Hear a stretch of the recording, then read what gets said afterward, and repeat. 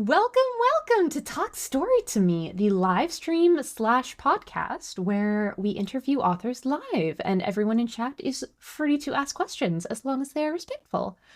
Today we are going to be having. Sorry, I got distracted by someone in chat. How dare you lie, Arg? How dare you lie? Um, this is the problem with live streaming also. I see things and I get distracted and I lose track of what I was saying. But today we are going to be having guest author Katy Upperman on to talk about her books. So let's go ahead and get her on call. And I will not dox myself today, probably, hopefully.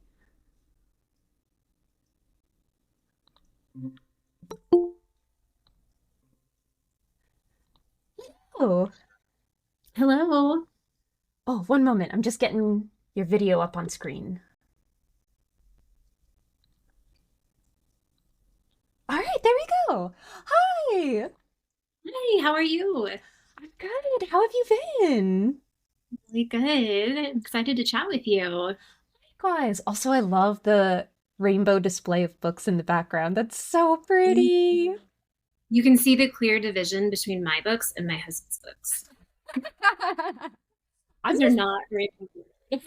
yeah, I struggle. Like I love the rainbow order. I feel like I'm too like not color sophisticated enough to be able to pull that off. Like I look at all of mine and I'm like, I don't know how to do that. To make it happen. Yeah, it took me a few tries to like it, but I do think it's kind of fun. It's hard to find things though. That makes sense. Yeah. But welcome. Everyone say hi to our guest author, Katy Upperman. Katy, do you want to go ahead and give like a short introduction of yourself to start? Sure. Yeah, my name is Katy. I am an author. I have three books that are published now, Kissing Max Holden, The Impossibility of Us, and How the Light Gets In. And my fourth book will be out on January 28th. It's called Everything I Promised You.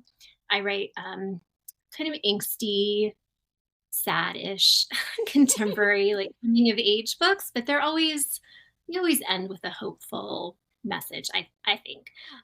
So that's kind of my brand is it might make you cry, I guess. I live in California. I have two daughters and a very cute dog, a couple of cats, and yeah, I just kind of try to stay busy with the writing and the parenting thing.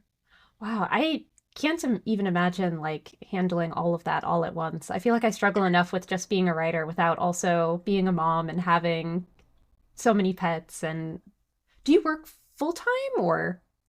I work part-time. I just do an admin job, so it's very not creative, which I like because it leaves kind of the creativity for the book stuff. So yeah. That's nice. That's still like way too much for me to handle all at once because being a parent is a full-time job. So that is amazing. Good, Yeah, I good find for the you. busier I am, though, the more productive I am. If I have too much downtime, I get lazy. I I know what you mean, weirdly enough. I feel like the sense of urgency makes you feel like you have to get things done, whereas when you have like a lot more free time, it's like, oh, I can do that whenever.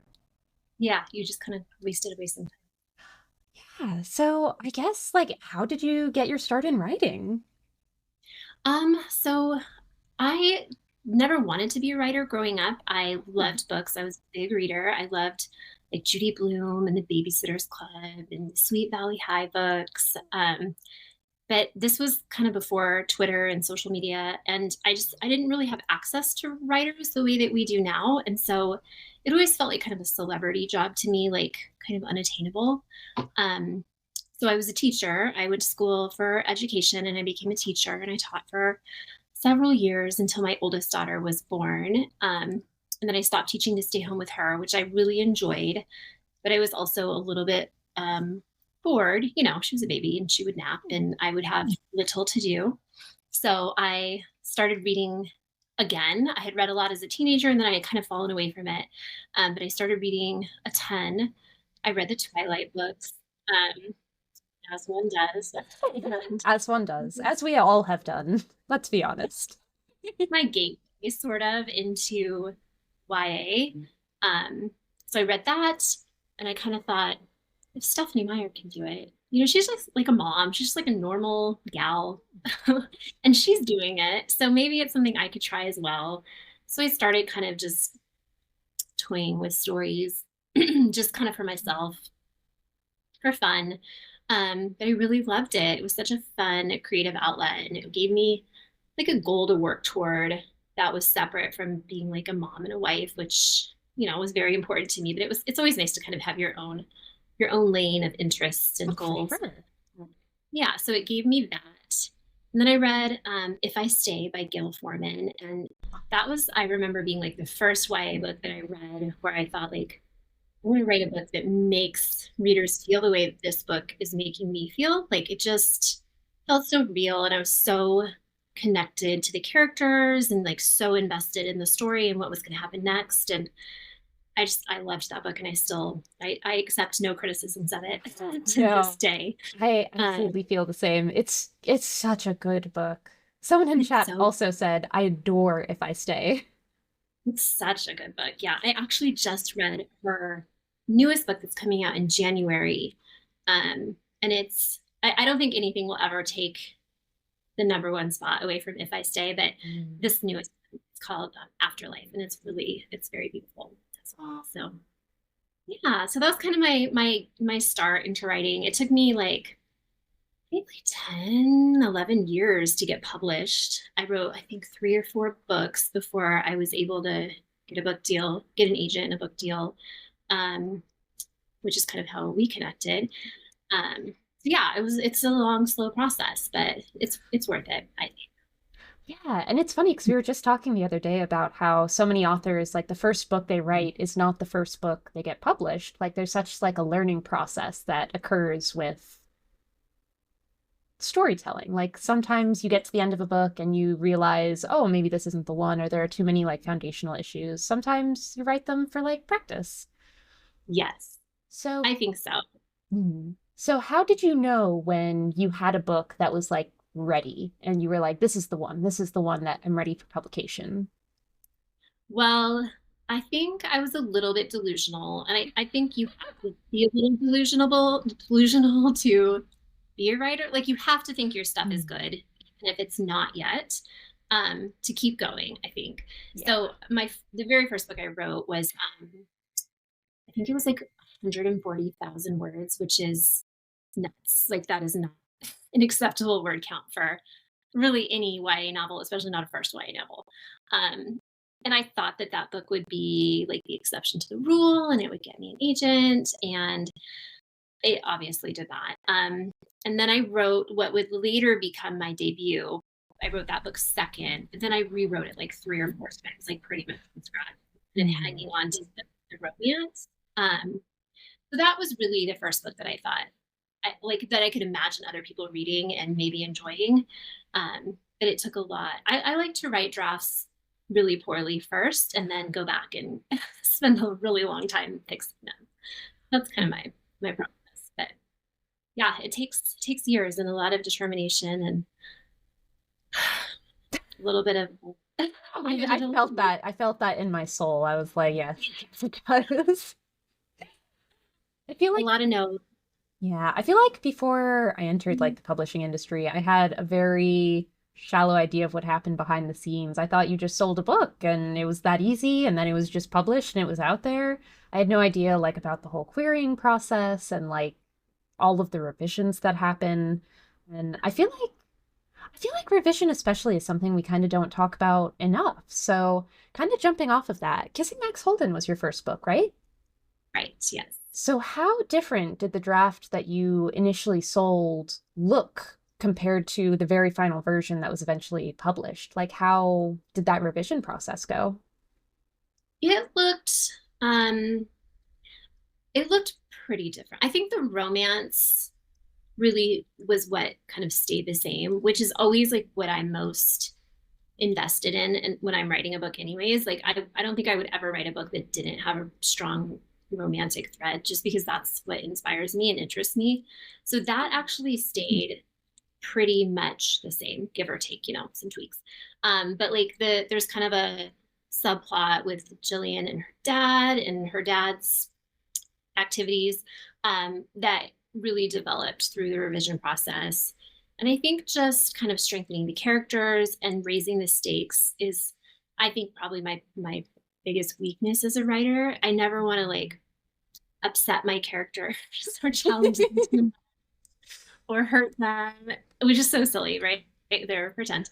But it hurts me to hurt them. So that's always my biggest challenge. So I often have like my critique partners, agent or my editors saying like, how can we make this worse for them so that it's more satisfying when it gets better. So that was a developing that first one.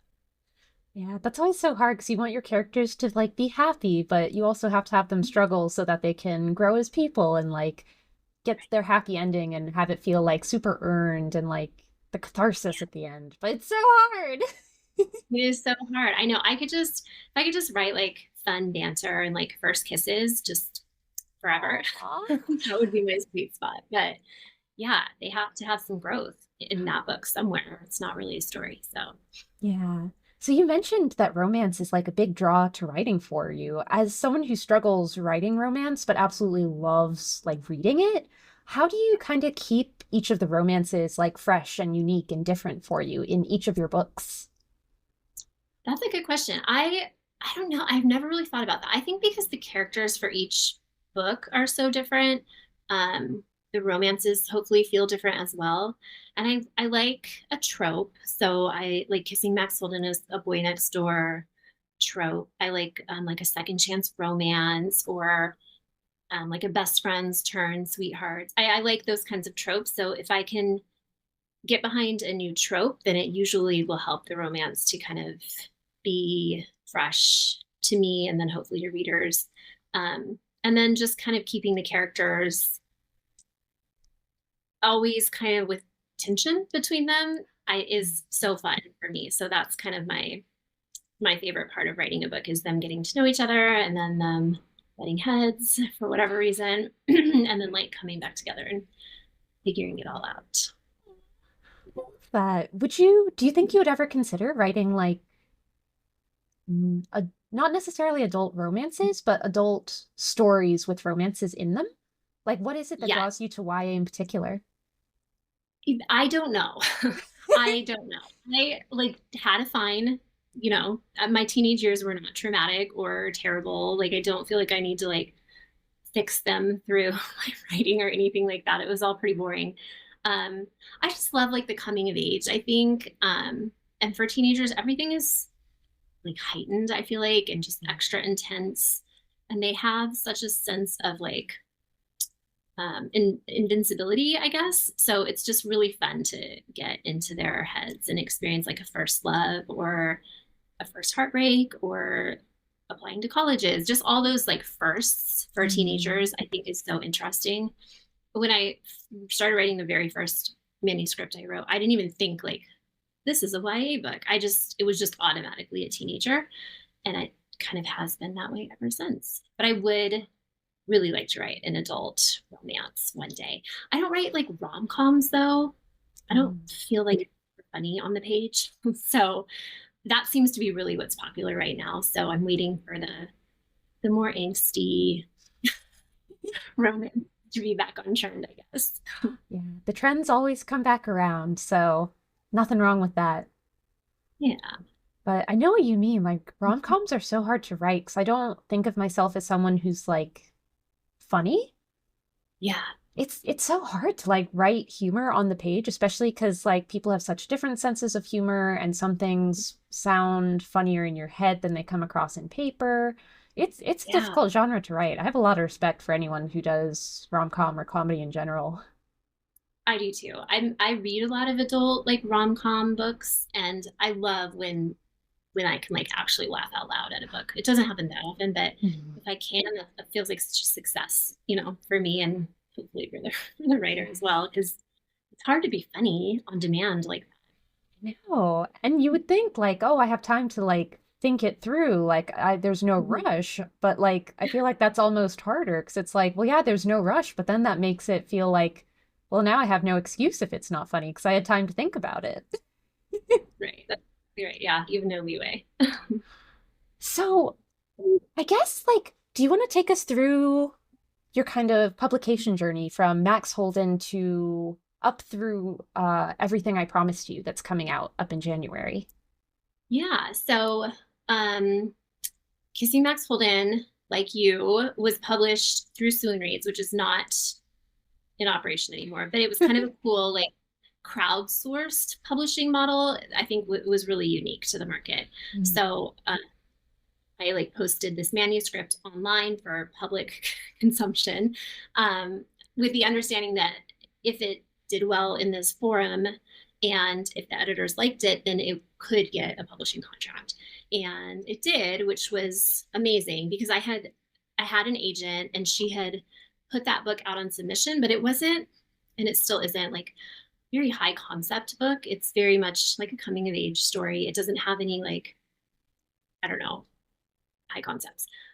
So it did do really well. People were excited to read it. They left a lot of really complimentary feedback, which was lovely. And then I got that email saying that Swoon Reads wanted to publish it. So it was published and it was amazing. I was really excited. It continued to get pretty good feedback, although some people really got angry that there was cheating in it. It's like the biggest like hate reviews that I got was people were really angry that these 17-year-olds could not be faithful to one another, which they're I mean, 17. yeah, they're kids. Also, people make mistakes and poor choices, and I feel like that's a aspect of being human. Yeah. And also, it's not like a manual to how to behave, it's fiction. So, Mm. I had that book published. And then a year later, I had my second book, The Impossibility of Us, published, which was a National Novel Writing Month book. I drafted the first 50,000 words during National Novel Writing Month. And I really am proud of that book. I really kind of love it. It's one of my faves if I was going to pick a favorite. And then the Do you year have after that, my third book came out. That was in 2019. Have Like It's In, which is definitely contemporary, but there is a ghost story aspect to it. So it's a little bit, I would not call it paranormal, but it has that kind of, um, I don't know. You have to use your imagination a little bit with that one. And then I had like a long break without any books coming out because Swoon Reads, I think, was kind of starting to kind of shutter. Mm. And COVID happened. And so I'm actually, in hindsight, very thankful that I didn't have any books come out during COVID because that did not seem like an ideal situation to publish under. Yeah. But I did write a lot during that time. I wrote a kind of Parent Trap ish, like beach book, which is going to come out Hmm. 2026. And then I wrote Everything I Promised You, um, and was able to sell that to a different publisher, which I'm so thankful for. It was like a dream editor situation. And I like keep thinking to myself, yeah, I feel so fortunate and thankful, that I get to work with this team of people and that folks are going to get to read this book that I'm really proud of. So yeah, it's been a pretty smooth, though, like I said, long path of publishing. Yeah, and I'm so glad you found another publishing house that like you're really happy with and you have an editor that it sounds like you must share the same vision and you like working together. That's always so important. I think so. Yeah, she's very lovely. She's like very collaborative without being like, do it this way. She like Mm. will kind of just ask questions that help me like think more deeply about the themes or the characters or whatever. And yeah, it's just been so um like easy, I guess, working with her and just so pleasant. Aw, So it's been great. good. Excellent. That's the ideal writing experience in publishing. I know I feel So, like I should not. so you mentioned Impossibility of Us is probably your favorite if you had to pick one. What about that book makes it your favorite? Well, I kind of describe it as like a Romeo and Juliet story, but with a happy ending. So there's not a tragedy at the end. But it's very like um, two people who, for many, many reasons, should not be together that fall for each other regardless.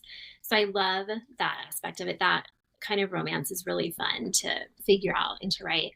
And then it's like a dual point of view. So it's mostly told from the female character's point of view, but there are chapters in that book told from the male character's point of view in reverse. So he like writes poetry. And so all of his chapters are told in verse, which like I do not consider myself to be a poet, but they were so fun to write, and they're like some of my favorite little scenes in that book. So yeah, that book was just a really that book and Everything I Promised You just felt like a very effortless writing experience, whereas some books feel like you're really climbing uphill to get there to the end. But these two, I mean, they were not without challenge, but they just were very joyful writing experiences for me. So Good, I'm so glad. And I'm glad Everything I Promised You also had kind of that same vibe of like really being yeah, effortless to write. yeah, What a cool format choice with, or style choice with writing all of his character chapters in verse. Like that's so interesting. I love the sound of yeah. that. Thank you. Yeah, people sometimes I'll see like I always read my reviews, which you're not supposed to probably do as a writer, but It's okay, I do I too. I always feel like a little bit masochistic, like reading these reviews. But I've seen several that say like, "Oh, I never thought I would like verse in a novel, but this worked." So that makes me happy. Oh, yeah. It's so hard because I know you probably have this internal debate too. I know I'm not supposed to read reviews, and that is like a purely reader space, and I would never like try to infringe on it or like insert myself into it. But I'm also always so curious, like, what do people think about my books? Like, are they good? Are there things I could Yeah, improve upon? Like, tell me.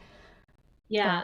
But It can be like a really nice little boost of confidence, I guess. Just like if I'm drafting something and it's a first draft is never like shiny and beautiful. yeah. So sometimes if I'm like really feeling stuck, I'll go read a nice review of a book that is finished. And that sometimes is like the boost I need to get back to it. Just so silly.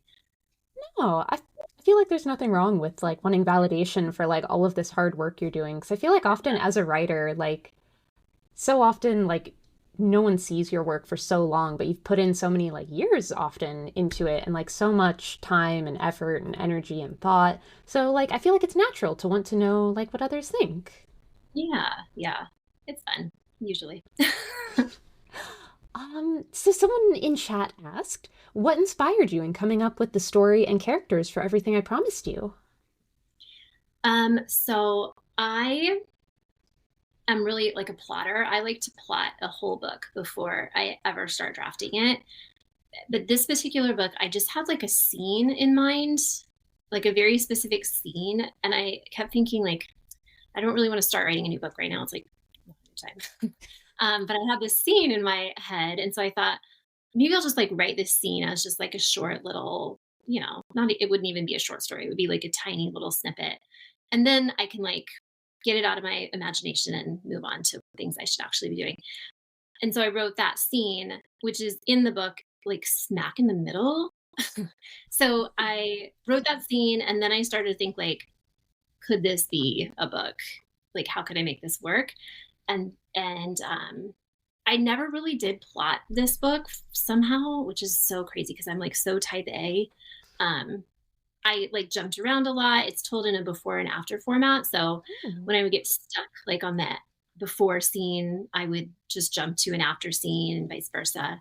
Um, so yeah, that one little nugget of a scene was like the original inspiration. And then I was very inspired by I had read an adult romance about a woman whose fiance just died tragically, and I kept thinking like, what would it be like for a teenager if this person who they thought was like the love of their life that they would be with forever suddenly was taken from them, and like how would they ever climb back out of that hole.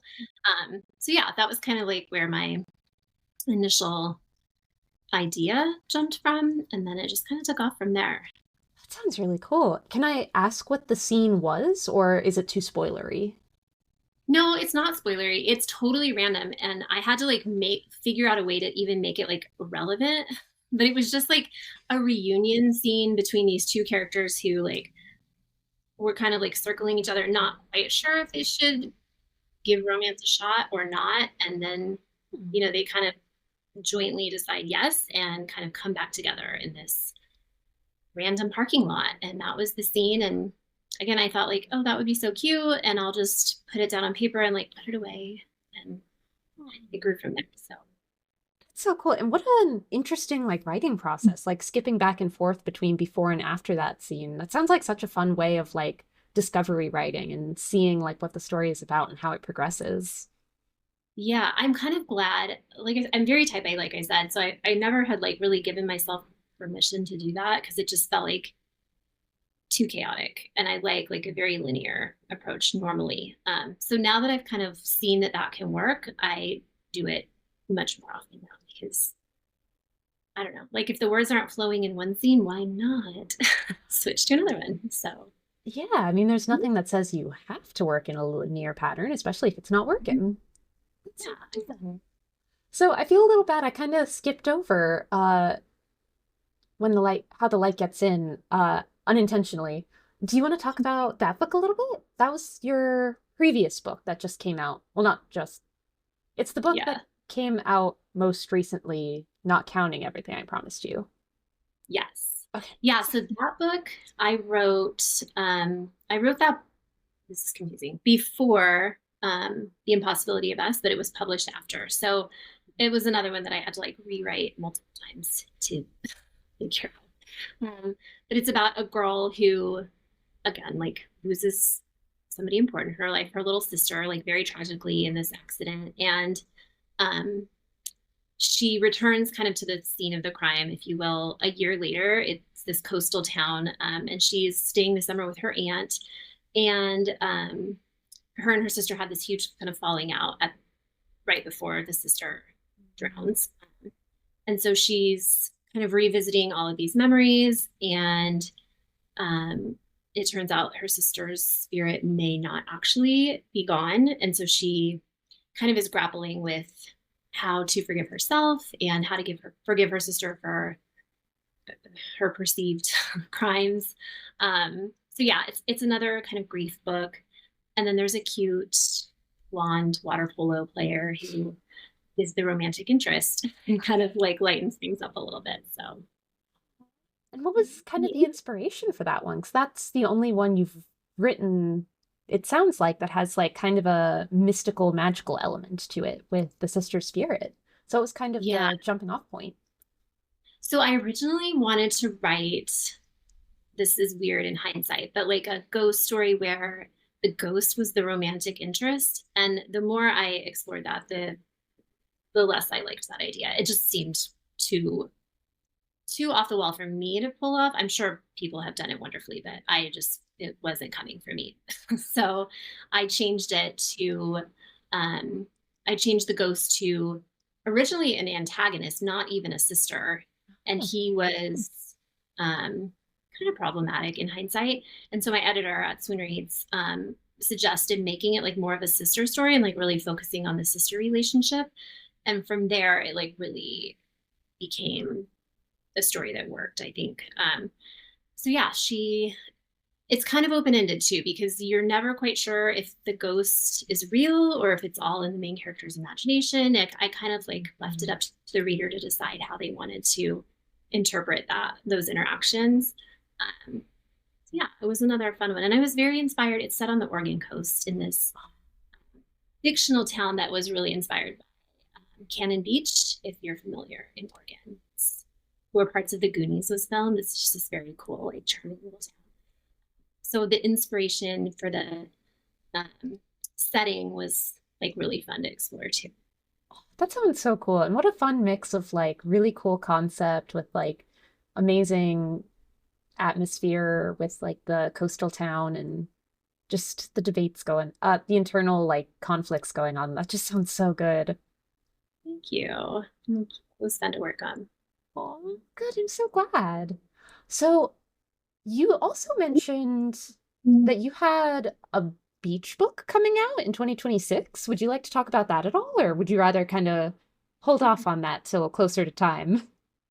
Yeah, I can. It hasn't really been edited yet, so I don't know what about it will change, if anything, drastically. But I mentioned it's kind of like a parent trap. That's the comp that my agent used for it is that movie, The Parent Trap, where it's like a setup story. So it's a teenage girl and a teenage boy, and she's been raised by her much older sister, and he is visiting his dad in Florida. The story is set in Florida, and they both of the adults in their lives drive them nuts, and so they've got this plan to set her sister up with his dad so that they kind of get off their backs so that they can like enjoy their summer. So complications arise from that, and then of course the two teenagers begin to fall for each other. It was I like a beach book. Beach books are good. Cannot help myself. Oh, and I love that it's a beach book that also just takes place in Florida. How Yeah, perfect. I'm trying to make my way around the whole United States coast. Yeah. Like, what is, so you mentioned like there was a specific town in Oregon that inspired you for the setting with how the light gets in. How do you Mhm. kind of choose your settings for a book? I often use places we live. My husband is in the military, so we move a lot. So we've lived in a lot of different places. So Kissing Max Holden, I wrote when we were living in Washington State, and it's set there. And then The Impossibility of Us is set. Again, I always fictionalize the towns just so I can design them exactly how I need them to be, but they're always inspired by like real places. So The Impossibility of Us was Carmel by the Sea, which is like my favorite town in the whole world, maybe, Oh. like on the central California coast. And then let's see, How Light Gets In was Oregon. Everything I Promised You is the main character's dad is in the army. So it's set into like military towns. So partly in Tennessee and partly my dog. I was wondering when I heard this snuffling. Oh, Yeah. And then she's a partly really in sweet pupper. DC. And then, yeah, Florida. We used to live in Northwest Florida, just north of Destin. And so Destin was kind of the beach town inspiration for that 2026 book. That is titleless at the moment. That sounds so cool, though. Do you think you would ever be interested in writing like a story that doesn't take place in like the real world, whether it be fantasy or just like a kind of made up setting that's not based on in reality? Like, do you think that's something that would ever interest you or? I don't know. I love reading books like that are like very immersive in a very like fantastical setting. Um, I have never I don't know. I don't know if I could do it. I don't know if I have that specific kind of creativity, but I do think it would be really fun to try. And I do like world building, just world building in the real world more so than like a fantastical setting. But I do love a fantasy book to read. Well, I guess that I don't know if this is like too similar of a question, but what is it that kind of draws you in about like writing contemporary fiction, especially? I personally like stories that are grounded in the real world. Um, I don't know. That's a great question because, like I said, I like to read all different genres of story. But as far as writing goes, maybe it's just, I don't know, maybe just the way my imagination works. But that's always been kind of my go-to. Aside from that ghost story, which I did have to kind of like establish rules for the ghost and things that I've never really had to do before in my like firmly contemporary books. So I don't know, it'd certainly be a really cool challenge to try to figure out like a whole new world, but it sounds daunting. And that's how I feel about writing contemporary fiction, because I have so much respect for people who can make everyday life feel like so immersive and intense and immediate. Because I feel like I almost rely on like fantasy elements to kind of up the stakes and make things like even more heightened all the time. So I feel like if Yeah. you can have that same kind of pull and in contemporary fiction, like that's so impressive. Isn't that funny? Like the grass is like greener. Because I always think like, well, I'm so impressed by people who can just pull a whole world from scratch, or I guess sometimes they're inspired by things in history and whatever. But that just it's very cool that people can do that. Oh, I love writing. I feel like you really learn like just how different writing can be based on like the genres that you are writing. And then when you attempt to write a different genre and you're like, oh, there are so many different like strengths and weaknesses to my personal skills in writing this particular type of thing.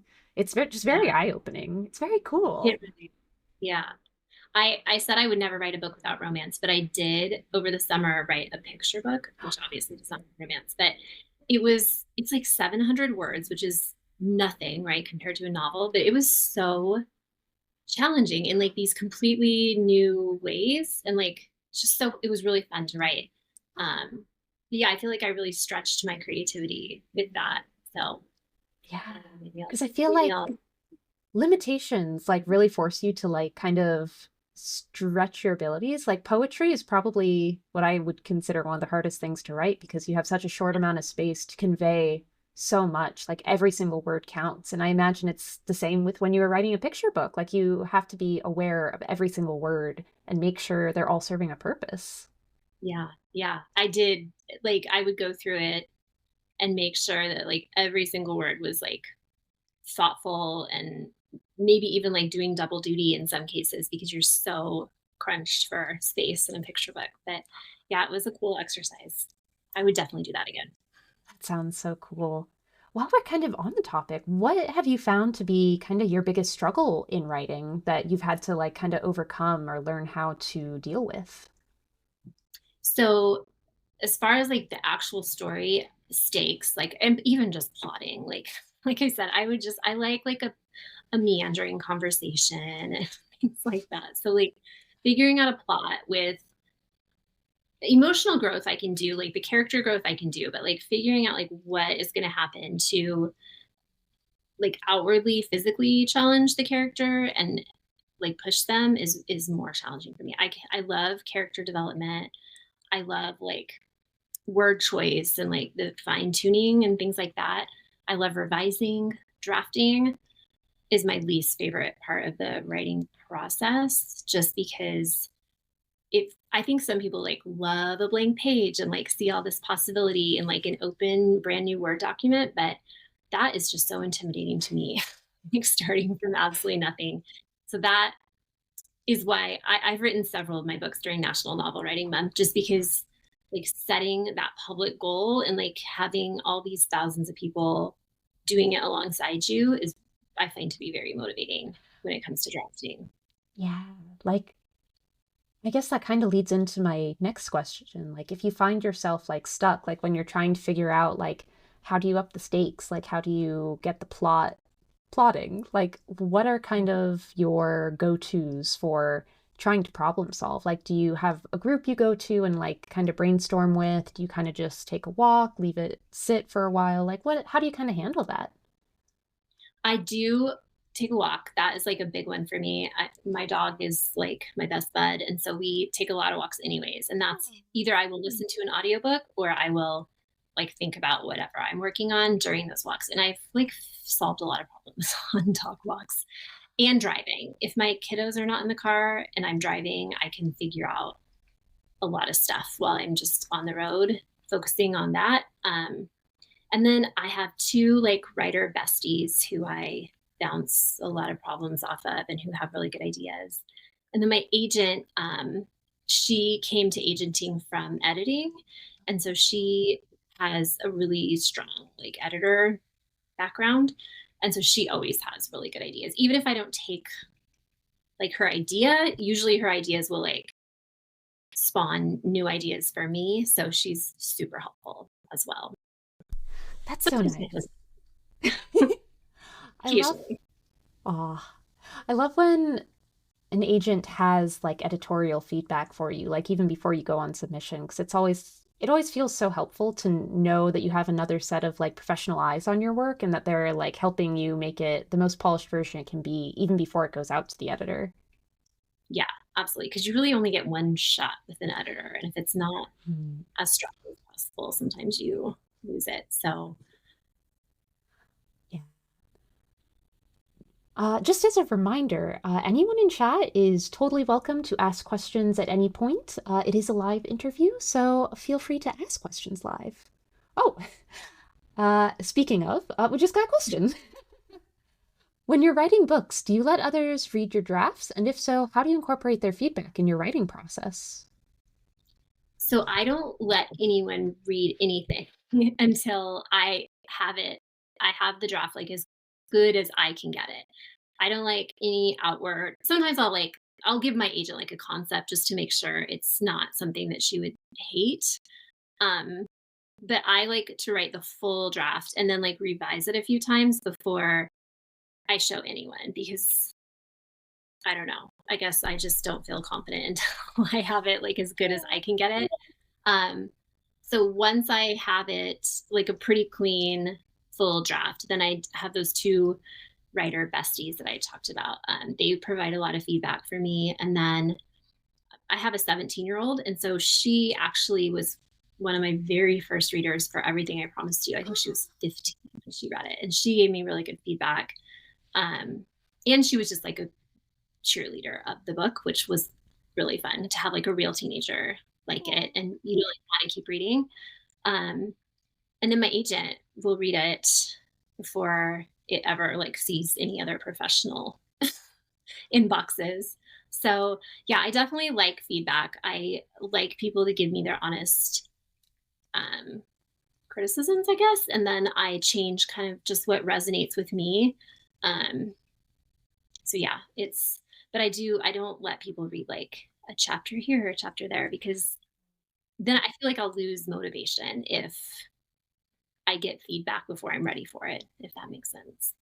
That does make sense. And I feel like it fits overall anyway, because like while feedback on like a chapter as a standalone might be helpful, I feel like it's more helpful to get feedback on the whole. Unless there's Yeah. like a specific thing you're worried about, like I don't know if the scene is working, but I feel like you kind of need the context of like the whole book to even know if like this one chapter is working, because maybe in the long run it's not even needed. So I feel like that makes sense to wait until you have like a whole draft to present. Yeah, I completely agree. It's it's just kind of disruptive, I think, for me anyway. Otherwise, some people send their critique partners like chapter by chapter, but I don't know. I don't think I would. I don't think I. I think I struggle with that because a lot of times when I get to the end of a draft, I don't know if this happens with you, but there are so many things I already know I want to change before I want anyone else to see it. So, like, I might add in a side character or just takes one out entirely. So, I feel like to get that kind of piece by piece feedback when I already know that there are things I want to change, I don't know that it would be super helpful for either of us. Yeah, I don't think so either. I always I try not to like revise while I'm drafting, but I keep like a running list of like go back and fix this chapter or like you said like add in a character here or whatever so that I can then like do it all once I'm done with the zero draft is kind of how I think of a first draft. It's Yeah. still needs. Yeah. Oh, we have another question. When you're writing a story, do you prefer having the overarching plot drive the story or have the characters themselves drive the narrative forward? Characters for sure. I'm like very character driven writer.